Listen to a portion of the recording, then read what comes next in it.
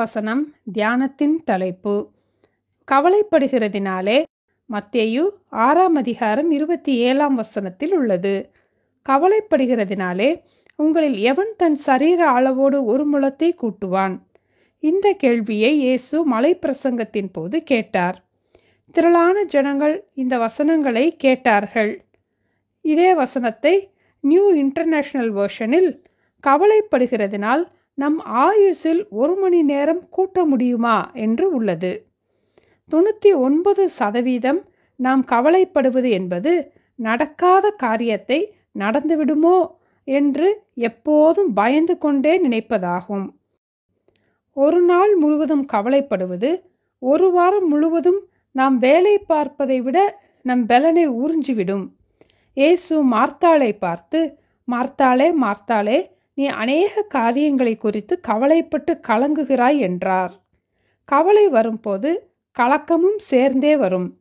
கலங்கும் போது நம்முடைய சமாதானத்தையும் நாம் இழந்து விடுவோம்.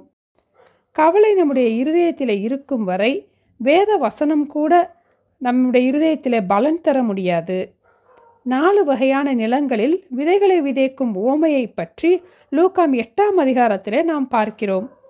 முள்ளுள்ள இடத்தில் விழுந்த விதை வளர்ந்தது, முள்ளும் கூடவே வளர்ந்து அதை நெருக்கி போட்டது.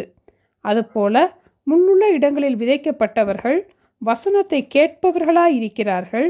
கேட்ட உடனே போய் இந்த பிரபஞ்சத்திற்குரிய கவலைகளினால் நெருக்கப்பட்டு பலன் கொடாதிருக்கிறார்கள் என்று வாசிக்கிறோம். வேத வசனம் நம்முடைய இருதயத்தில் இருந்தாலும் கவலை இருக்கும் வரை அந்த வசனத்தினால் பலன் தர முடியாது. நல்ல விதைகள் வளர முடியாதபடி முச்செடிகள் எப்படி நெருக்கி போடுகிறதோ அப்படியே நாம் கவலைப்படும் போது வசனத்தை கூட நாம் கவனிக்க முடியாதபடி, வசனத்திற்கு நாம் முதலிடம் கொடுக்க முடியாதபடி கவலை நம்மை மேற்கொண்டு விடும்.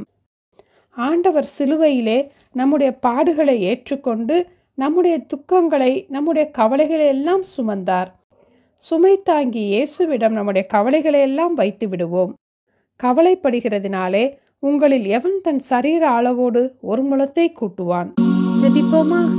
அன்பின் ஆண்டவரே, நல்ல நிலமாக எங்களுடைய இருதயம் மாறி ஒவ்வொரு வசனமும் எங்களுக்குள் 30, 60, 100 பலன் கொடுக்க நீங்க உதவி செய்ய வேண்டுமாய் ஜெபிக்கிறோம் அப்பா. வீணாக நாங்கள் கவலைப்பட்டு கலங்கி எங்களுடைய பலனையும் எங்களுடைய நேரத்தையும் நாங்கள் வீணாக்கி விடாதபடிக்கு வசனத்தை கேட்கும்படி எங்களுடைய இருதயத்தையும் சிந்தைகளையும் ஒருமுகப்படுத்த வேண்டுமாய் இயேசுவின் நாமத்தில் ஜெபிக்கிறோம் பிதாவே. ஆமேன். Thank you. Have a blessed day.